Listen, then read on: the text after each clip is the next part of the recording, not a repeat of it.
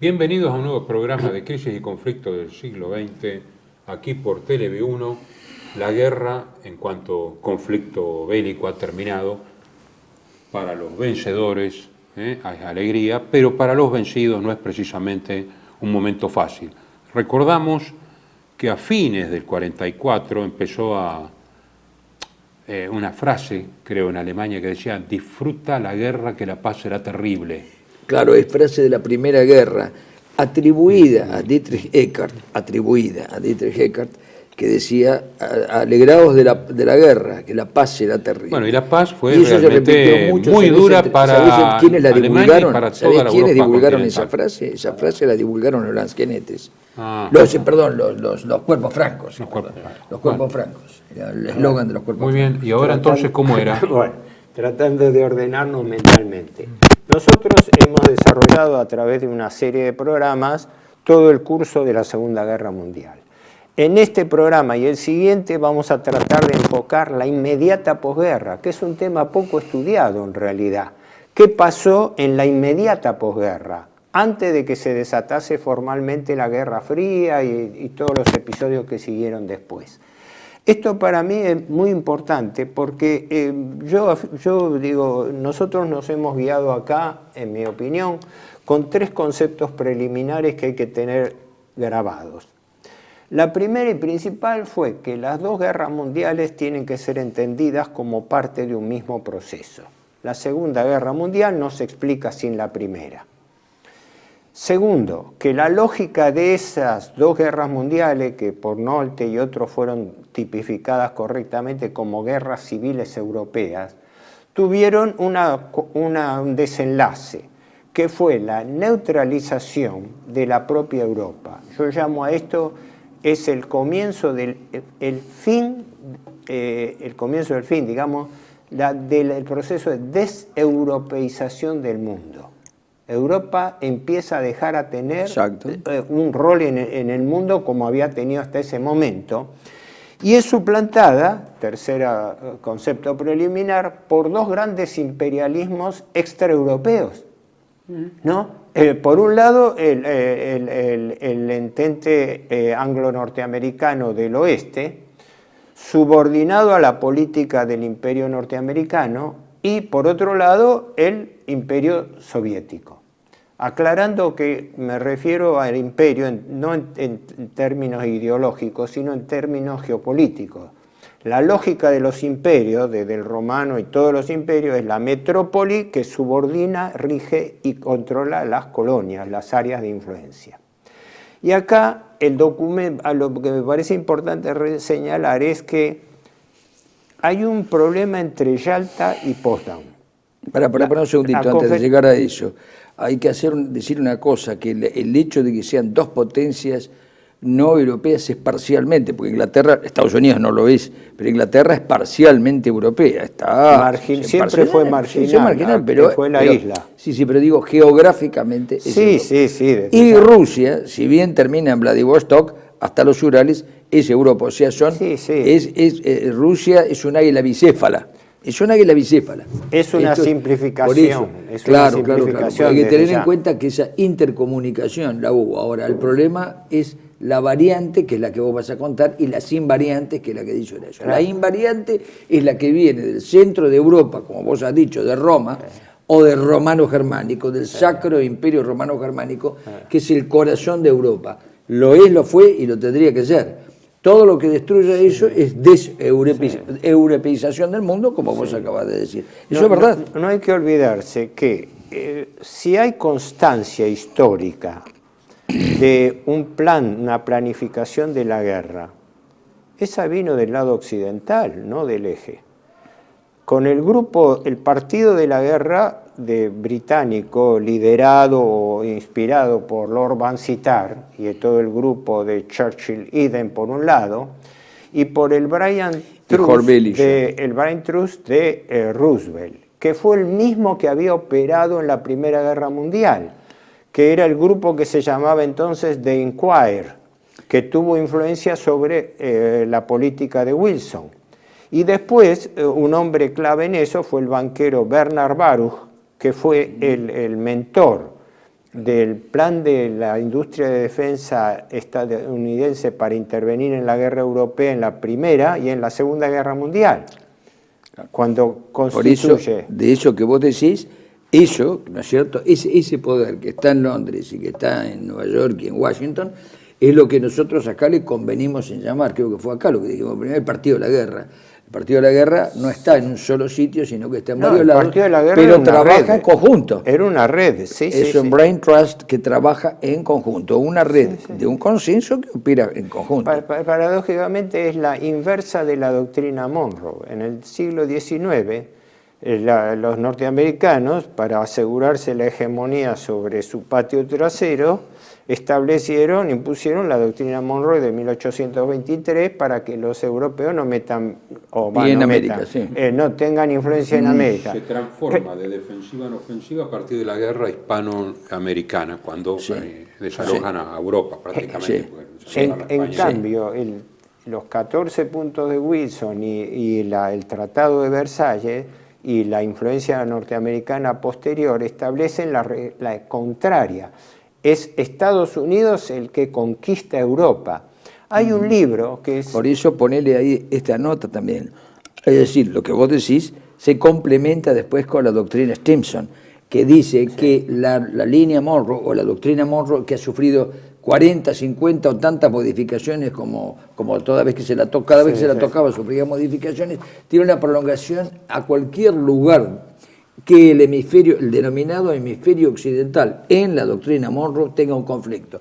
Por lo tanto, si el conflicto está en China, y la doctrina Monroe llega a China. Si está en Sudáfrica, llega a Sudáfrica. Es decir, con la doctrina Stimson. El 43 Schmitt la llama la última línea global. Es una línea hemisférica que Carl Schmitt.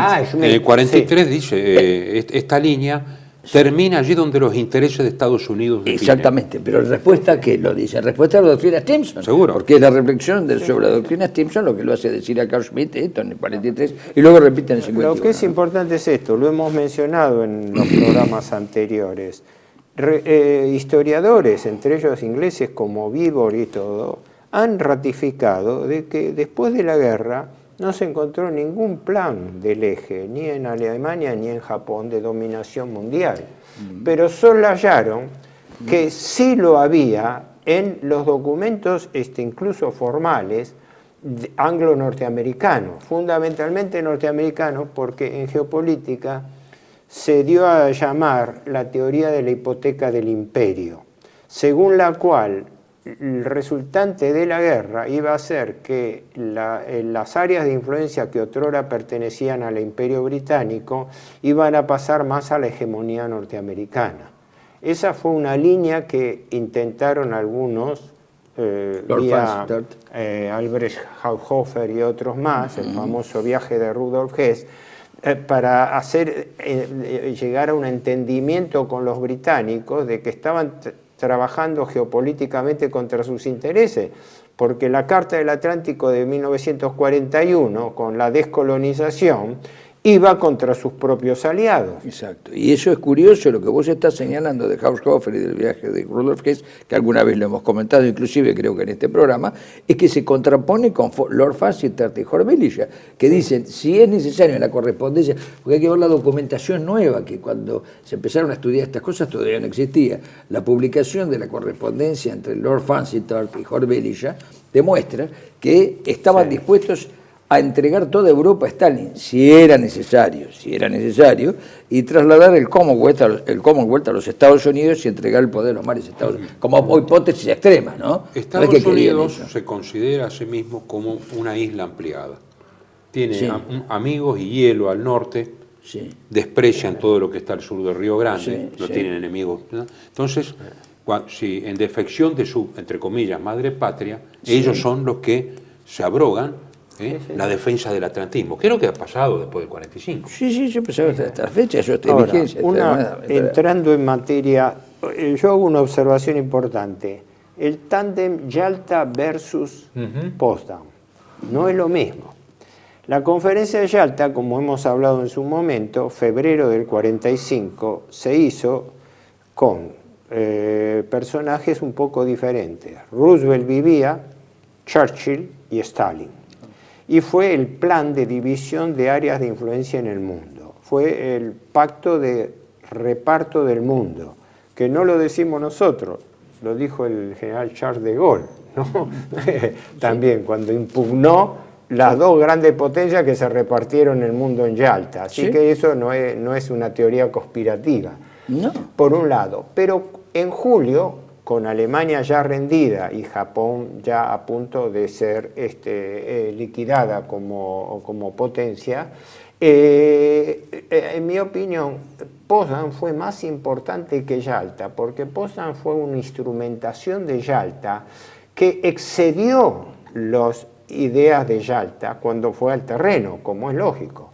Cuando fue al terreno se encontraron con que una parte de Europa, la Europa centro-oriental, estaba bajo ocupación militar rusa. Así que gran parte de los acuerdos fueron soslayados, fueron digamos, desconocidos por la Unión Soviética. Entonces, la introducción podría llevar a mucho, pero me parece importante estos tres conceptos que queden claros para los espectadores, de que nos estamos moviendo en un momento de la inmediata posguerra, donde Europa en su conjunto pasa a ser dependiente, y lo sigue siendo hasta ahora, de potencias extracontinentales. Y dentro de eso, el primer capítulo que se encara en la conferencia de Potsdam, donde allí Roosevelt había muerto, reemplazado por Truman. Churchill fue derrocado en las elecciones. Churchill participa en las primeras reuniones y después el victorioso y carismático vencedor de la Segunda Guerra Mundial, resulta que apenas termina la Guerra Mundial, el pueblo británico se lo agradece votando al laborismo, ¿no? Sí. Y mandan a Clement Attlee en mitad de la conferencia, por así decirlo. Por lo cual le dio mucho más carta de negociación. Y un giro a la izquierda, porque no es solamente el laborismo. Clement Attlee era un hombre de extrema izquierda dentro del laborismo, es decir, era marxista. Sí, dentro de lo que es el espectro británico. Dentro del espectro británico, se entiende, pero marxista, ¿no? Claro. Hay que decirlo, porque si no dicen no. Ahora, no. Entonces, era un marxista que tomaba té con escones, pero era marxista, si no, no se entiende, claro. Sí. Están las fotos de él con el puño cerrado en Barcelona en el 37, con el gobierno de Negrini. Bebía whisky Cosé con la izquierda. Sí, tomaba whisky con la izquierda, comía los escones con la izquierda. Pero... Otra contradicción notable. 14 puntos de Wilson, que sirvieron de base a la Sociedad de las Naciones y al Tratado de Versalles, pero fundamentalmente a la vieja Sociedad de las Naciones que se crea en 1920, y de la cual el que la propuso, Estados Unidos, no adhirió.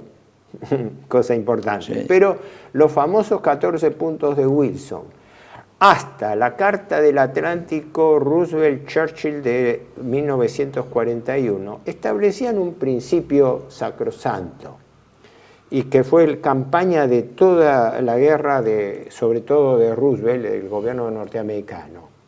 La ilegitimidad de las modificaciones territoriales producto de la fuerza. Ese fue el gran argumento que ellos llevaban a cabo contra Hitler. Ellos consideraron que el acuerdo de Múnich, que le reconoció a Hitler los territorios alemanes de los Sudetes, habían sido producto de la presión, de la fuerza, y eran desconocidos. Siempre el argumento estuvo de la ilegitimidad de las conquistas del eje por la fuerza. Pero cuando los aliados fueron victoriosos, ahí se acabó el principio de respeto. Por supuesto, por eso esto lo tenés que poner en el contexto de la hipocresía. Acá hay un libro que conviene, yo recomiendo su lectura, que es de un capitán de navío británico, Russell Grenfell, Odio incondicional, culpabilidad de guerra alemana y el futuro de Europa. ¿Por qué? Porque acá dice directamente, es de los británicos, dice directamente, es decir, la política británica en las dos guerras mundiales se ha caracterizado por un mínimo común denominador, la hipocresía y la falsificación. Entonces, esto es una realidad. Bretaña no tiene principios, tiene intereses, siempre. Claro, pero Russell Grenfell, que es británico, que es un capitán de navío británico y veterano de guerra, además dice, se ha caracterizado por esto. Entonces, eso le llamó el partido de la guerra, es decir, hay evidentemente una voluntad de guerra y una voluntad de dominio, que no está, curiosamente, no está en el bando perdedor. Claro. Como vos acabas de decir, no han aparecido documentos, tantos documentos que apareció en estos últimos años, acá hay algunos, no está, no figura esto, no aparece por ningún lado. Eso, ese mismo principio que se le imputaba a Alemania, después se aplicó impietosamente contra Alemania. La lista de pérdidas territoriales de Alemania equivalieron a más de un cuarto de su territorio según las fronteras a 1938, es decir, anteriores al Anschluss. Vos estás hablando de pérdida de territorio real alemán, 25%. Claro. Territorio sí, propio de Alemania. Un cuarto, por eso, más de un cuarto perdido por Alemania. Sí. La mayor parte, como sabemos, fue con destino a Polonia, pero en una decisión muy controvertida, incluso por los aliados, porque resulta que fundamentalmente Estados Unidos y la Unión Soviética acordaron establecer el nuevo límite entre los dos países, entre Polonia y la Unión Soviética, a través de la vieja línea Curzon. Exacto, la misma del 39. Que era la misma que habían pactado Stalin y Ribbentrop y Molotov en el acuerdo de agosto del 39, que es una crítica que hasta el día de hoy repiten los comentaristas y los historiadores anglo-norteamericanos. Le reconocimos a los rusos la misma frontera que ellos habían pactado con los nazis, ¿no? Y en compensación, pues textualmente, le fueron dados a Polonia los territorios al este de la línea de los ríos Oder y Neisse, ¿no? Que comprendían fundamentalmente la Pomerania con Mecklemburgo y la Silesia. Toda la región de Silesia. El Imperio Británico siempre fue muy generoso en dar territorios que no sean propios, que no sean sus colonias incluso. Claro, la Prusia Oriental, la Pomerania, claro, se le entrega a la Unión Soviética.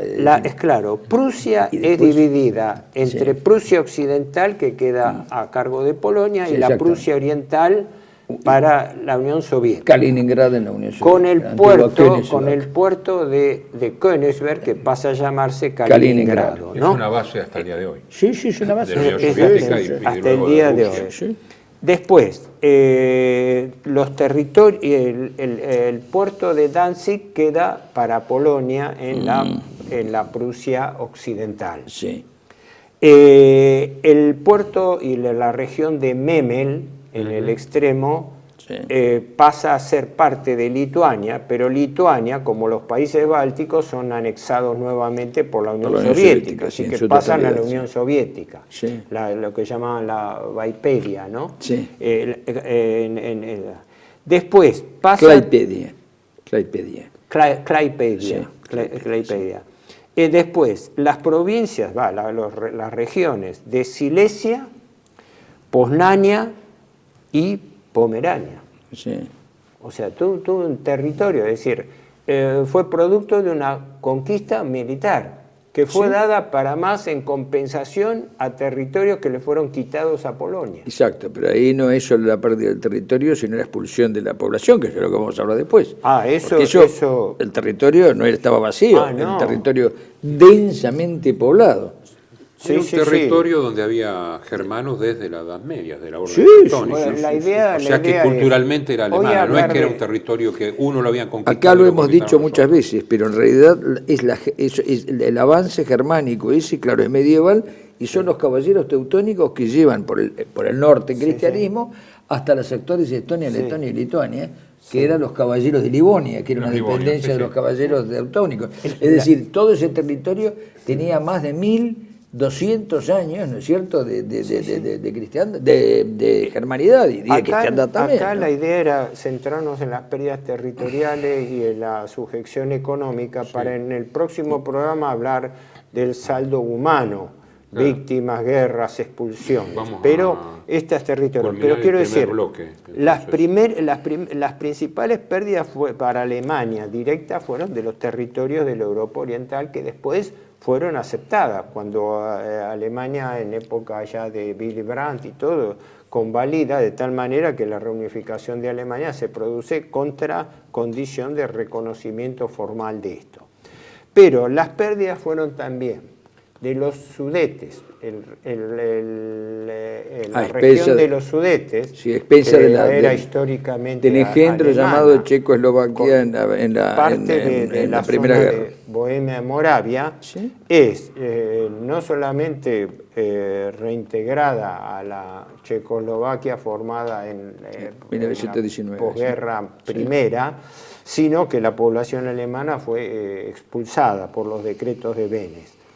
Desde ya el fin de la anexión del Anschluss con conviene aclarar, porque la gente por ahí no sabe que Bohemia y Moravia es exactamente lo que se llama República Checa, no Checoslovaquia. Es el cuadrilátero de Bohemia. Sí. Eso es Bohemia y Moravia. Y Moravia. Después, en el oeste, la pérdida del Schleswig-Holstein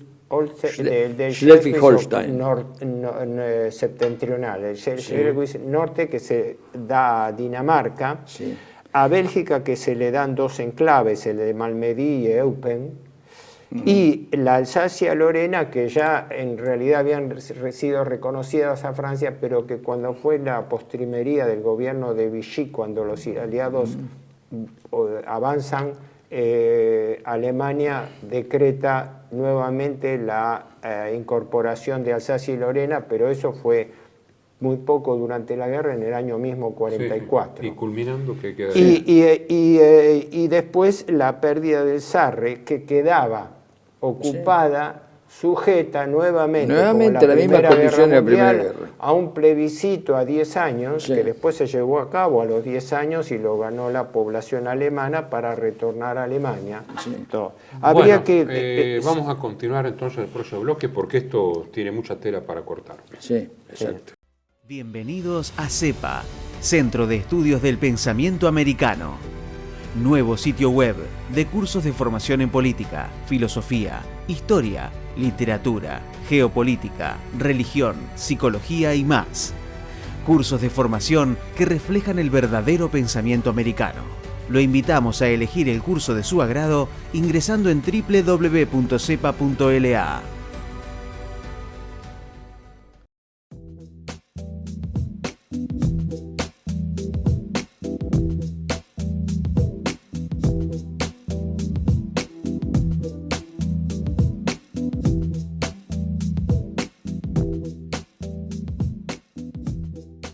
Decir siempre la verdad primero tiene un precio. Dependemos de tu ayuda. TLB1, toda la verdad primero.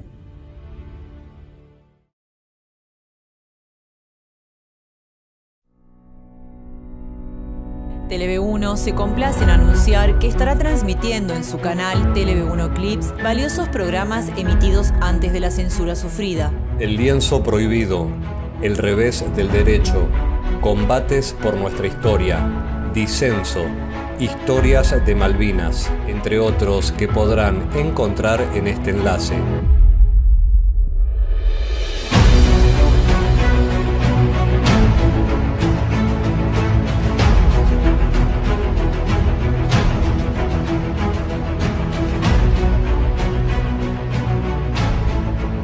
Agradecemos su aprovechamiento y difusión.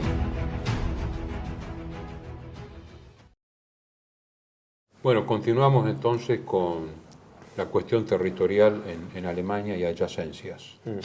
Claro, hablábamos en el bloque anterior de las pérdidas territoriales directas de Alemania, pero paralelamente el reajuste del mapa geopolítico de Europa fue mucho más vasto. En primer lugar, por el área de influencia. Los rusos ocupaban en ese momento militarmente y fueron instaurando gobiernos títeres, gobiernos adictos, en los países hasta donde llegó su ocupación militar, ¿no? Primero le impusieron el cambio en las fronteras de Finlandia, como había sido en la Guerra del Invierno de 1940. Es decir, Finlandia tuvo que renunciar al istmo de Karelia con el puerto de Vyborg. Después, los rusos se anexionaron los 3 países bálticos, Estonia, Letonia y Lituania, que pasaron a ser repúblicas soviéticas. Después, ocuparon, como hemos dicho antes, toda la parte oriental de la línea Curzon, que dividía la gran parte de Polonia, para incorporarlo a Bielorrusia y en parte a una parte menor también a Ucrania, ¿no? Toda la zona al este.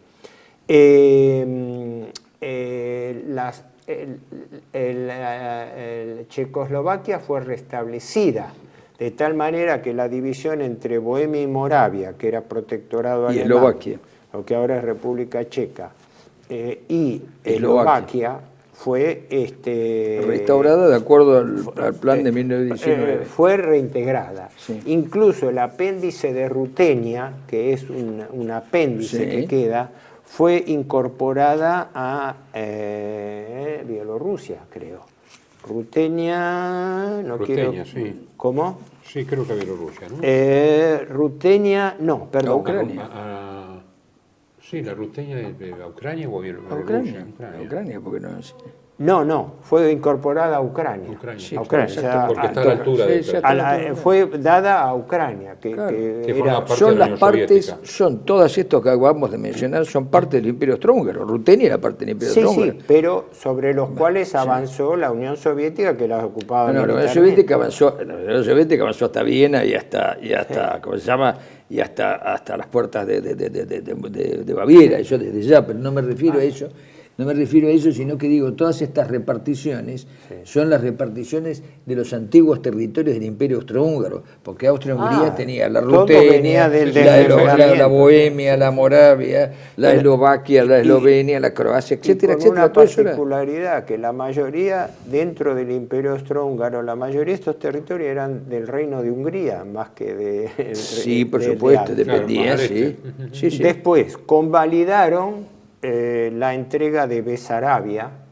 Pero, perdón, pero una parte, de Ucrania, lástima que no tenemos el mapa acá para mostrar. Sí. No te olvides que Rusia, ¿cómo se llama? Que el sur de ese territorio de Rutenia estaba en Ucrania y tocaba una punta con Bielorrusia. Sí. Por eso a Bielorrusia los alemanes le llamaban Weißrutenien, o sea, Rutenia blanca, porque Rutenia son los nombres antiguos. Acá, para armar este mapa, obviamente, es necesario conocer la antigüedad. Por eso ¿Por qué? Porque las etnias y los grupos humanos que están en estos territorios responden a cosas muy antiguas, no a divisiones hechas por acuerdos. Cuando vuelven a encontrar las pero vos fíjate que las fronteras son movibles. ¿Por qué son movibles? Porque respondían a etnias que estaban dentro de un imperio. Al desarmarles el imperio, estos pueblos se sienten independientes, aunque sean un puñado de gente, ¿o no? Sí. No perdamos el hilo de esto. El objeto es demostrar que los cambios territoriales no fueron impuestos solamente a Alemania, que había perdido la guerra, sino que hubo todo un reacomodamiento de fronteras, por los cuales la línea directiva favorecía el imperio soviético, porque la mayoría de estos territorios pasaron a ser parte formal, institucional, de los territorios ocupados militarmente por la Unión Soviética. Porque el criterio soviético, a donde llega el ejército rojo, hasta la frontera. Hasta donde llega... que entre paréntesis es la idea de los eslavos. El himno croata, el himno de los croatas, de la Ustacha, decía, la Ustacha llega hasta donde llega la frontera, donde llega la milicia. Pero en general todos los imperios. Es una regla, el criterio es un criterio imperial. Sí, es un Alemania también, hasta donde llegaba en el 41 o 42. Eso es una regla histórica. Sí, es una regla histórica, sí. Pero lo que me refiero es que, geopolítico importante. Lo que me refiero es, durante toda la guerra, el caballo de batalla de la propaganda aliada, sobre todo occidental y en particular norteamericana, fue imputar al eje las conquistas territoriales, la toma de territorios por la fuerza. Y cuando llegue el momento de la victoria, empieza el reparto en las áreas de influencia, en el oeste y en el este y en el oeste.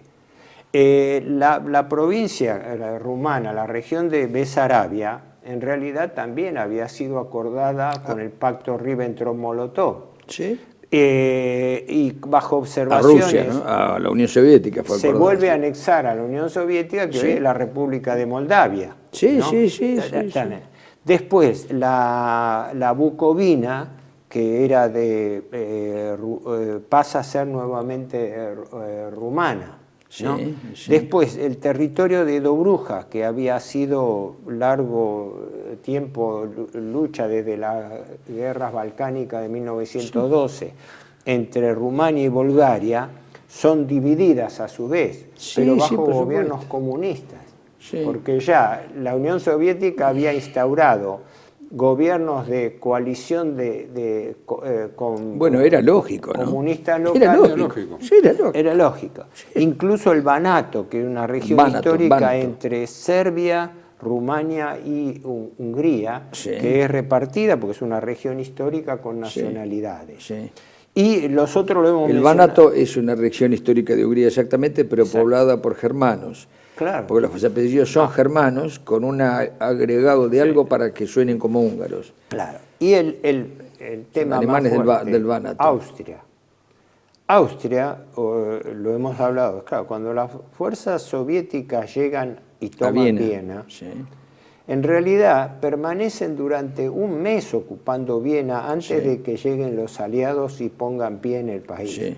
Y se establece para Austria el mismo criterio de Alemania, dividir el país y la capital en 4 zonas de ocupación. Se disuelve el gobierno alemán porque detienen al provisorio gobierno Dönitz y consideran directamente territorio de ocupación directa. En cambio, en Austria, primero se vuelve a restaurar la independencia, entre comillas, de Austria, pero bajo ocupación aliada de los 4 hasta el 56, zonas. Hasta y lo mismo que Berlín es dividida en 4 zonas. Pero allí se crea un gobierno de coalición entre comunistas, socialistas y socialcristianos, coordinado por la influencia soviética sobre todo, que es la que determina el régimen que va a tener de neutralidad Austria. La neutralizan Austria, en el corazón queda neutralizado. Ahora, un detalle importante... Con acuerdo de todas las partes, ojo, inclusive los aliados occidentales. Austria, en comparación, tuvo un régimen especial, porque por un lado se consideraba a los colaboradores o parte de la Alemania unificada, del Anschluss, como criminales de guerra. Pero por otro lado se establecía la independencia del Estado, lo cual era una forma intermedia, no fue la misma que se aplicó en Alemania. Pero fue también una forma de acuerdo entre la Unión Soviética y Estados Unidos, no Inglaterra, sino casi no talló Estados Unidos y talló Inglaterra, un acuerdo de un territorio dominado por los dos, pero que al mismo tiempo sea independiente. Hicieron una especie de acuerdo, una prueba piloto. Austria fue un estado tapón en el centro de Europa. Exactamente, el estado tapón que ni es tuyo ni es mío. Por eso Austria logró su independencia, entre comillas, y a partir del 56, porque es a partir del 56 donde ya no hay, las tropas soviéticas se retiran, dejan los monumentos que están. Los monumentos están tapados por los árboles, pero están. Dejan los monumentos. Ahora, lo de Austria tiene relación también, aunque fueron 2 hechos independientes, volviendo al tema de los Sudetes. ¿Por qué? Porque el territorio de los Sudetes había sido acordado en una conferencia internacional, el Acuerdo de Múnich de octubre del 38. Y primero, de hecho, y después cuando Alemania restablece las relaciones con Checoslovaquia, que creo que fue alrededor de la década del 70, se establece la invalidez del Acuerdo de Múnich, lo cual es una contradicción jurídica, porque el Acuerdo de Múnich fue firmado por 4 potencias, Alemania, Hitler; Italia, Mussolini; Gran Bretaña, Chamberlain; y Francia, Daladier. Había sido firmado y acordado por una conferencia europea. Sí. Y en cambio, con la ocupación rusa y luego con la restauración de Checoslovaquia, se declara nulo, pero bajo una condición sui generis, que se declara el tratado nulo ex tunc. En materia jurídica, un contrato, un tratado, puede ser nulo ex tunc y ex nunc. Sí. Ex tunc, ex nunc es cuando dice, bueno, a partir de ahora esto no tiene más efecto. Pero ex tunc, a partir de ahora, es peor, no ha existido nunca, por lo cual se dejaban sin efecto todas las disposiciones anteriores. Exactamente. ¿No? Lo cual lleva a que atrás el nuevo primer ministro, el que vuelve a ser presidente de Checoslovaquia, Beneš, haga en el año 45-46 los famosos decretos de Beneš, por el cual expulsa a toda la población alemana de los Sudetes, ¿no? Aduciendo de que estaba amparado por el acuerdo internacional. Sí. Claro, porque es una cuestión, como dice Spengler, el derecho siempre va a ser el derecho del más fuerte. Sí, eso es y aquí lo que estamos viendo ya es que los que contaban eran las dos grandes potencias extraeuropeas, a ver hasta dónde habían llegado y negociaban en una mesa. Exactamente. El paso aquí, el paso allá. Exactamente. No, ¿qué me decías? No, porque hay algunos, habría varios para hablar, pero hay dos que me llamaron la atención de las pretensiones occidentales. Una, el poco conocido plan Baker-Schutt. El plan Baker-Schutt era el plan de la Gran Holanda, por la cual la Holanda de posguerra reclamaba que se le incorporasen territorios del lado oeste del Rin, ¿no? Incluso con ciudades tales como Colonia, Münster y otras más. Y fue frenada por los aliados justamente porque era una violación abierta al principio de conquista territorial. Para más, Holanda no tenía derecho como participante de la guerra. Sí. En cambio, más peligroso y más vindicativo, vindicativo fue el Plan Monet de Francia. Porque Francia, bajo el gobierno de Gaulle que se instaura, vuelve nuevamente a reclamar la ocupación de los territorios al oeste del Rin. Claro. Porque el objetivo de Francia era controlar la cuenca del Ruhr. Sí. Y entonces Francia ocupa así la cuenca carbonífera y sobre todo el acero, porque el justificativo de Monet, que era ministro de Hacienda de Gaulle, era volver a restablecer y mejorar la producción y exportación de acero francés.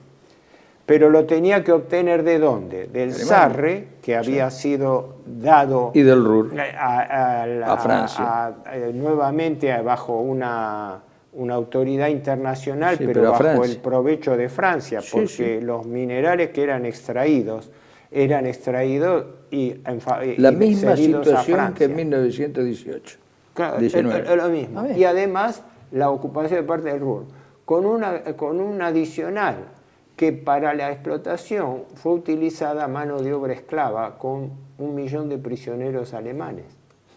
O sea, el mismo cargo que después iba a hacer en Nuremberg contra los jerarcas alemanes por el uso de mano de obra esclava en los campos de concentración. Fue hecho por todos, por ingleses, por franceses, por norteamericanos y por soviéticos. Claro. Los 4 usaron, y por polacos, ¿no? Y me olvidaba, por polacos y las más lo hizo Checoslovaquia, es decir, la población de obra esclava, que en algún momento lo vamos a hablar, existió bajo toda la Alemania ocupada. Inclusive lo que estaba en el mismo territorio, sin necesidad de tenerlos afuera.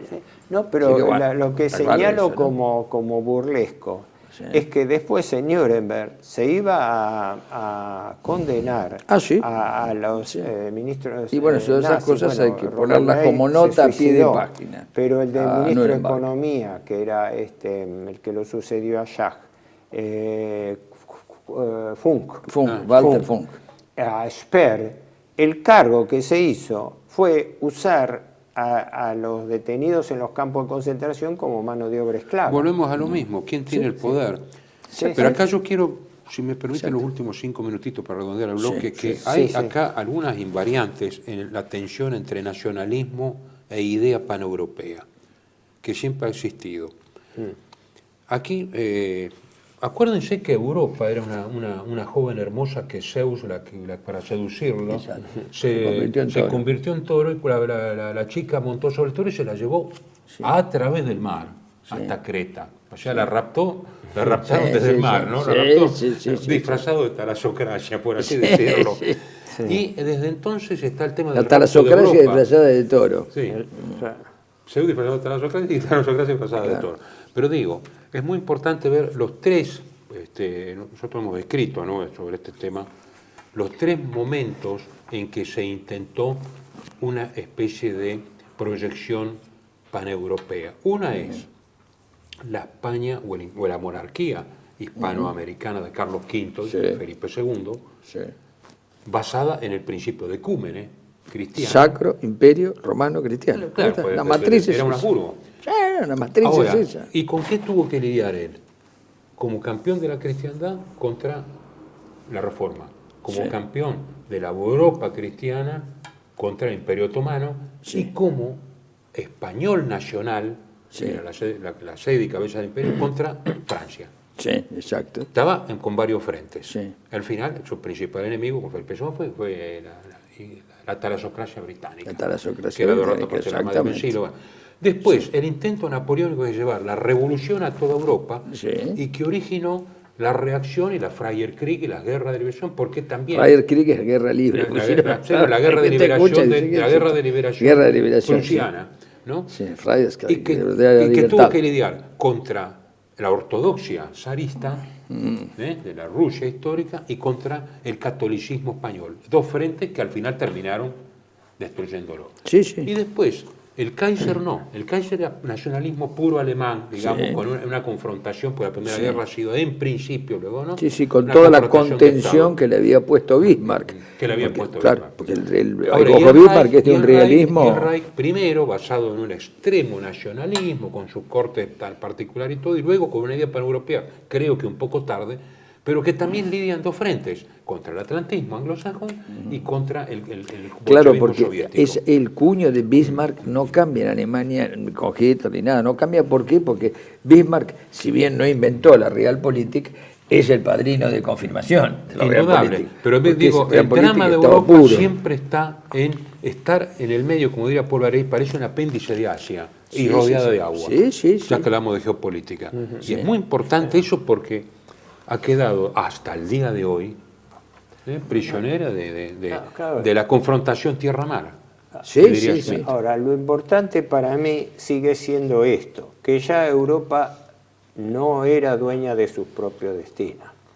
Ya ahí las fronteras o las ventajas o no se conseguían con la aquiescencia de los nuevos imperios dominantes. Por ejemplo, el plan Monnet, el que lo restringió fue los gobiernos norteamericanos y británicos, que se opusieron al plan Monnet porque eso aventajaba y creaba... Por supuesto, porque crea una posibilidad, ni siquiera un hecho, una posibilidad de independencia en el centro de Europa. Y Lord Fanchester dice en su correspondencia, no puede haber ningún, subraya, ningún poder en Europa Central.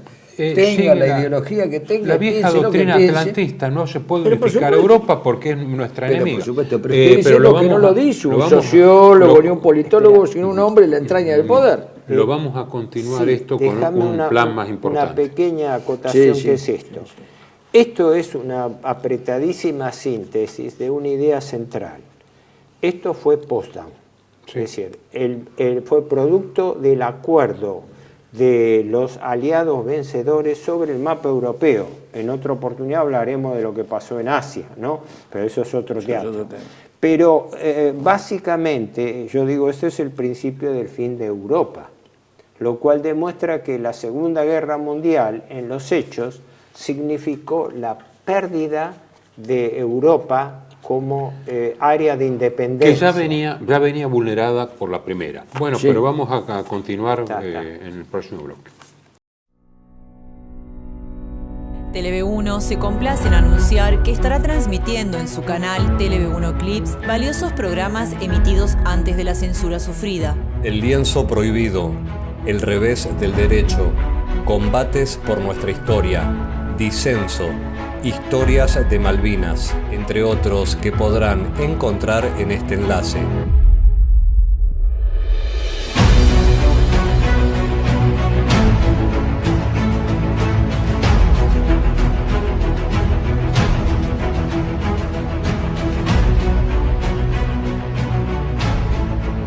Agradecemos su aprovechamiento y difusión. Bienvenidos a CEPA, Centro de Estudios del Pensamiento Americano. Nuevo sitio web de cursos de formación en política, filosofía, historia, literatura, geopolítica, religión, psicología y más. Cursos de formación que reflejan el verdadero pensamiento americano. Lo invitamos a elegir el curso de su agrado ingresando en www.cepa.la.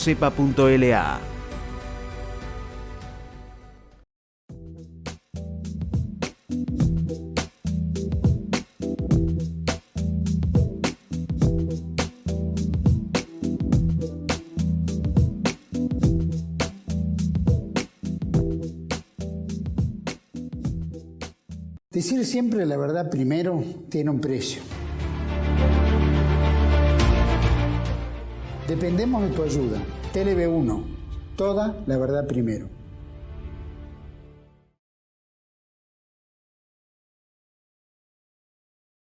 Bueno, ahora continuamos con el tan renombrado Plan Morgenthau. Claro. Nosotros en el primer capítulo hemos visto las pérdidas territoriales alemanas. En el segundo bloque hemos visto cómo se reconfiguraba el mapa europeo. Pero queda volver al tema alemán por el lado de cuál fue el tratamiento de la Alemania derrotada, que desaparecía como Estado unificado, quedaba suspendida la situación institucional de Alemania, quedaba en un limbo, se iban a restablecer sobre la base de organismos descentralizados, que después eran los Länder, Holanda, los territorios federales. Administrativamente. Pero en la administración civil de base, sí, claro, que era la idea de delegar a los municipios, a las alcaldías. Sí. ¿Por qué? Porque, alumbrado, barrido y limpieza, nada más. Porque el tema central de las directivas aliadas era que Alemania no tenía que resurgir como potencia ni militar, ni económica, ni política en Europa. Exacto. Y dentro de eso, sobre todo en el área occidental, se aplicaron normas súper restrictivas contra la actividad alemana. Esto era la esencia del llamado Plan Morgenthau. Henry Morgenthau, era hijo de una familia de banqueros, él mismo, ¿no? Era banquero, estaba ligado, era amigo personal de Roosevelt, venía del grupo del Brain Trust, del grupo del Trust de Cerebro, de lo que ahora llaman Think Tank, de Roosevelt, y había sido designado secretario del Tesoro, eso desde el comienzo, desde el año 33. Morgenthau fue el que facilitó el financiamiento de la guerra. No nos olvidemos que Estados Unidos termina la guerra con un endeudamiento público 10 veces mayor que la que comenzó, ¿no? Porque fue el financiamiento de la guerra que obtuvo de la gran banca de Wall Street. Sí. Y en eso tenía relación este banquero Morgenthau, que tenía un odio atávico contra Alemania y que plasmó un plan sobre la base de que cuando se terminara la guerra, el plan Morgenthau fue elaborado en el año 44 y fue convalidado por Roosevelt y Churchill en la conferencia de Quebec de septiembre de 1944, con fuertes reticencias internas, porque cuando tomaron conocimiento de ese plan hubo una serie de discrepancias interaliadas. La base del Plan Morgenthau era sumamente grave. Transformar a Alemania de país industrial a un país meramente agrícola con una economía de subsistencia. Los recursos alemanes iban a dejar de ser explotados, Alemania iba a quedar en un estado de población servil. Las únicas actividades que se iban a permitir eran las que sirvieran para mantener, porque esa era la regla, mantener el costo de la ocupación aliada y subvenir a las necesidades. Esto fue complementado, porque existe una creencia de que el Plan Morgenthau no, fue un intento pero no aplicado, y es un error. El Plan Morgenthau fue vigente en Alemania hasta mediados del año 47, por el cual se prohibía se prohibía toda actividad de desarrollo industrial. Sí. Cuando termina la guerra se discute el tema de las reparaciones en Potsdam, ¿no? Y allí es donde se vuelve a discutir sobre las reparaciones de guerra, y es Stalin el que rompe el fuego pidiendo y exigió de la Alemania vencida una reparación de guerra por valor de 20.000 millardos de dólares, lo que serían 20 trillones, ¿no? O 20 billones de dólares, ¿no? Una cifra que de partida era impagable. Pero para no caer en la misma trampa de la Primera Guerra Mundial, donde no había un Estado que se pudiese hacer responsable de esos pagos, los pagos iban a ser en especie. Los rusos echaron mano a todo bien alemán, y de ahí la famosa política de trasplante de fábricas íntegras. Sí, pero vos saltaste del Plan Morgenthau a esto. El Plan Morgenthau hay que agregarle que, si bien existió y se aplicó en parte, no se aplicó en su totalidad, porque tenía un plan A y un plan B y un plan C. El plan A se aplicó, el plan B no, y el plan C, que se llamaba Kaufmann, tampoco. Bueno, o sea que, porque lo pararon. Los lineamientos del Plan Morgenthau iban mucho más allá que la mera situación económica. Preveían que una población disminuida, sin alimentos, iba a quedar al borde de la extinción. Se preveía una baja de la natalidad alemana. Exacto. Ahora que tanto se habla de la teoría del reemplazo. Que se produjo. Que se produjo, efectivamente. Por el inicio. Las condicionalidades eran mucho más estrictas. Y eso fue plasmado en una famosa resolución que fue la llamada Directiva 1067, que se emite en abril del año 45 en la zona de ocupación aliada. La resolución B, vos decís la resolución B 147. No, se llamó así, Directiva al comandante en jefe de las fuerzas de ocupación alemana, la suscribió Eisenhower, y es de abril del 45. Yo tengo acá una versión incompleta que bajé, donde se especificaba cuáles eran las directivas que el alto mando norteamericano daba a los comandantes de ocupación locales, donde hay algunas directivas que son significativas. Ejemplo, en cuanto a los objetivos del gobierno militar en Alemania, dice: Alemania no será ocupada con el propósito de liberarla, sino como nación enemiga derrotada.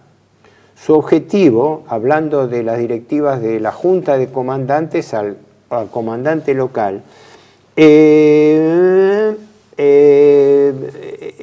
su objetivo, el comandante local, no es la opresión, sino ocupar Alemania con el propósito de lograr ciertos objetivos importantes de los aliados. Desalentarán firmemente la confraternización con los funcionarios y población alemana. Es sabido que en esa época la política de saqueos y violaciones de la soldadesca se daban fundamentalmente en el este con los rusos, pero también se daban en el oeste.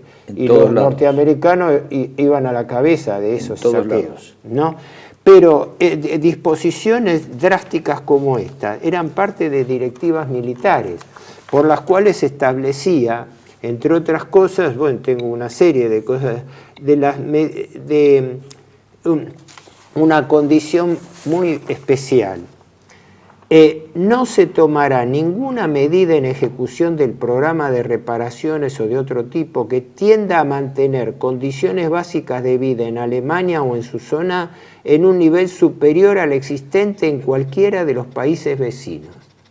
O sea, se tomaba como condición que Alemania no recuperase un nivel de vida que fuese superior al de sus vecinos. Es como decir, la Argentina no puede crecer más que sus vecinos. Sí. Bueno, esto tiene que ver también con no es solo digamos, antinazismo, antigermanismo, es antiprusianismo también, porque ya venía la idea de que Alemania va a ser siempre prusiana. Recordar el motivo de la Primera Guerra. Pero hay un dato muy importante. La Primera Guerra que no tienen un motivo ideológico, está clarísimo, dicen terminar con el militarismo prusiano. Davidson es un hombre extraordinario, un historiador norteamericano, tiene el mejor libro sobre Nuremberg, son como 1000 páginas, ¿no? Donde dice tribunal de los alemanes, no dice tribunal de... ¿Cómo, perdón? Nuremberg Trial of the Germans, o sea que toda la nación está en Nuremberg cuando veamos... Está subyacente, está expresamente dicho ahí, se responsabiliza no solo al nazismo, sino al pueblo alemán. Es un hombre, porque nosotros utilizamos autores... No caemos en los autores controvertidos que todos señalan como ultrarrevisionistas. Estamos con autores honestos de Estados Unidos, de Gran Bretaña misma, no alemanes, pero que han dicho las cosas como son.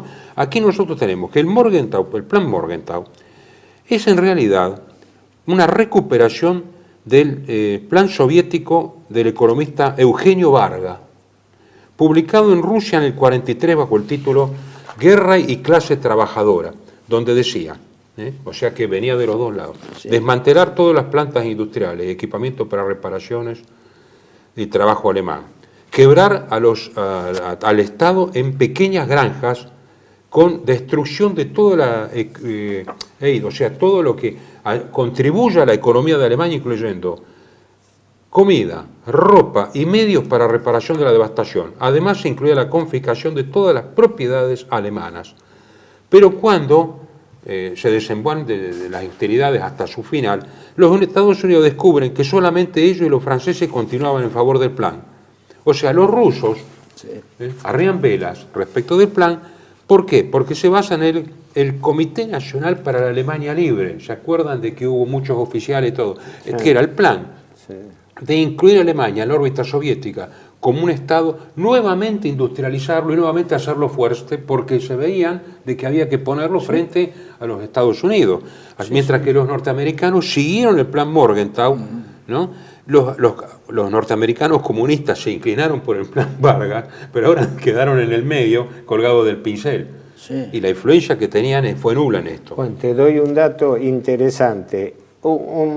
Era funcionario economista de la Secretaría del Tesoro de Morgenthau, el famoso Henry Dexter White. Dexter White. Que es el verdadero intelectual del plan Morgenthau, es Henry Dexter White.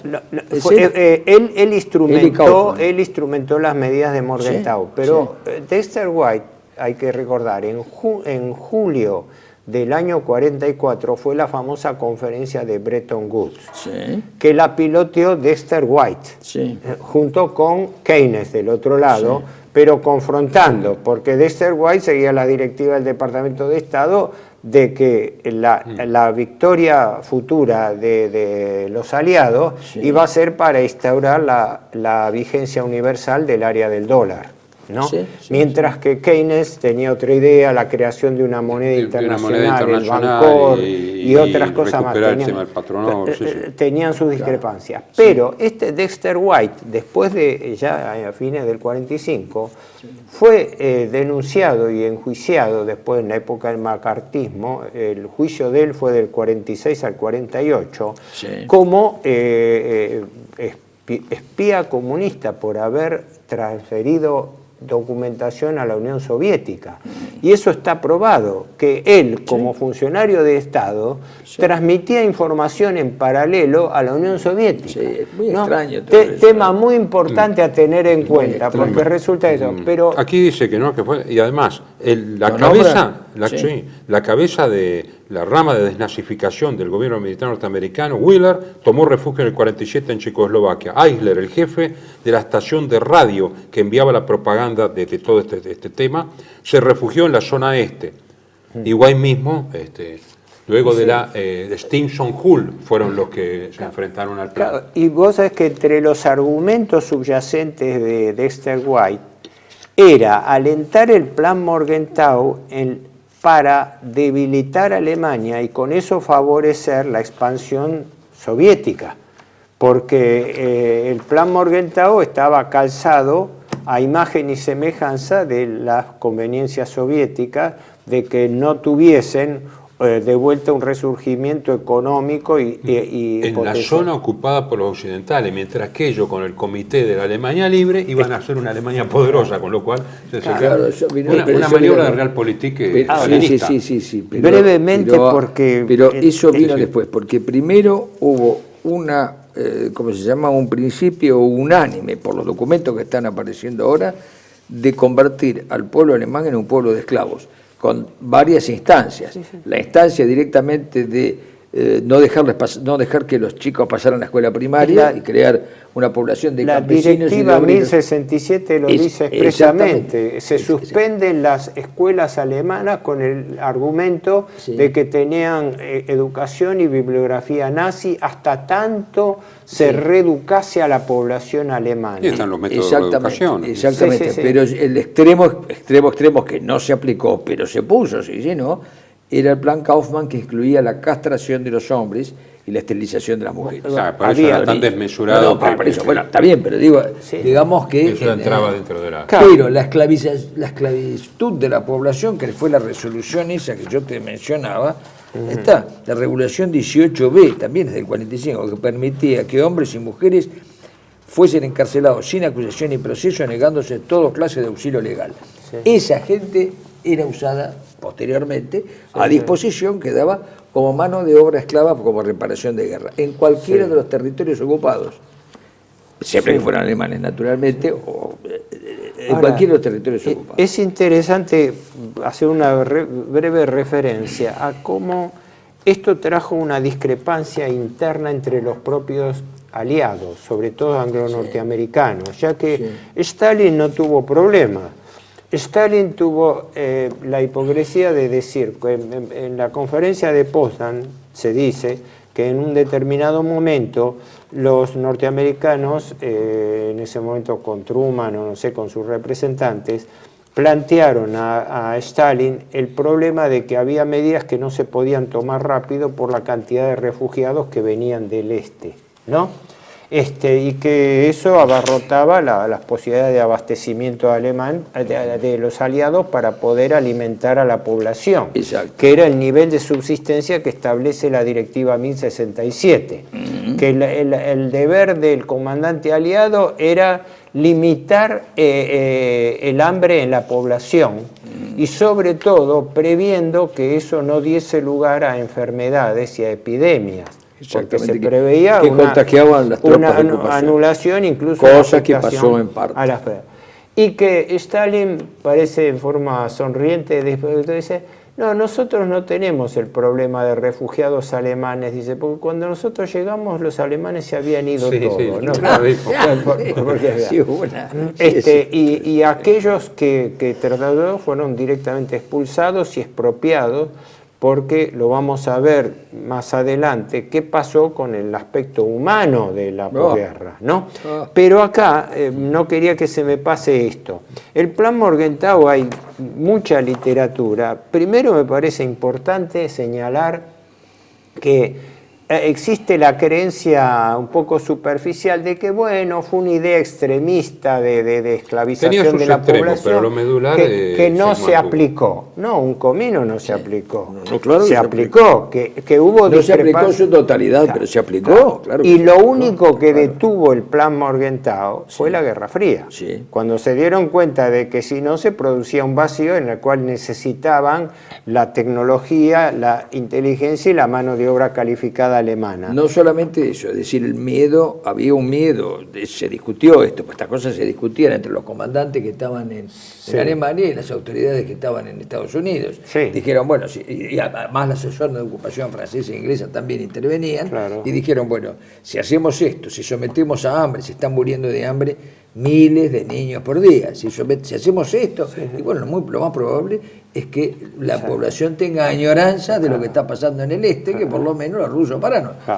Es decir, el grado de desesperación era de tal magnitud que al momento que hablemos de eso hay que decirlo, incluso el miedo a que hubiera rebeliones por desesperación. No, rebeliones por desesperación, exacto, por la hambre. directiva esta, y enfermedades epidémicas que atacaran a la tropa de ocupación. Habla de eso, habla de, primero, delegar a las autoridades municipales la administración local, ¿no? Bajo estricta custodia. Y después el tema ese importante de que todas las actividades que pudiesen significar una rehabilitación de la economía alemana o de las instituciones o todo fuesen limitadas. Bueno, la rivalidad entre potencias entonces lo que no, ha salvado, lo importante digamos, es esto. La situación. Bueno, por lo que el Plan Morgenthau tuvo algunos personajes tan importantes como el propio Morgenthau, porque en realidad creo que es Joaquín Bochaca, uno de los que lo señala, pero esto está subyacente, que dice que el plan debiera haberse llamado en realidad Baruch Bochaca, Baruch Morgenthau, perdón, Baruch Morgenthau. Porque el otro personaje influyente fue el asesor más importante de Roosevelt, el planificador de la guerra, el banquero Bernard Baruch. Salvador Borrego lo había dicho antes. Claro, porque Baruch había anticipado la hipótesis de que Alemania... Escribe en 1950. No puede ser citado. Sí, pero en 1950... ¿Quién? Nada de Borrego, es un libro que no puede ser citado. Pero en este caso, no porque en el caso esto fue citado porque Baruch era partidario de dividir Alemania en 5 estados diferentes. Entonces ese plan empalmaba directamente con el de Morgenthau, y como ambos se conocían, lo instauraron. Y el nexo con Inglaterra era Friedrich Lindemann, que era un exiliado de Alemania del año 35 por las leyes raciales, que era físico de profesión, pero amigo personal de Churchill. Por eso los 3 personajes claves en esto fueron no solamente Morgenthau, sino también Baruch y Lindemann, que fueron los que... habría que ver, yo tengo la memoria de Baruch, pero no sé dónde las puse. Bueno, concluimos entonces... Sí, el objeto de esto, una hipersíntesis, fue simplemente señalar que a las pérdidas territoriales alemanas se sumaba todo el estatuto de sujeción del Plan Morgenthau, que cedía la parte económica. Era un plan de sujeción total y estaba reglamentado y que rigió hasta mediados del 47. Bueno, lo continuamos en otro de los programas.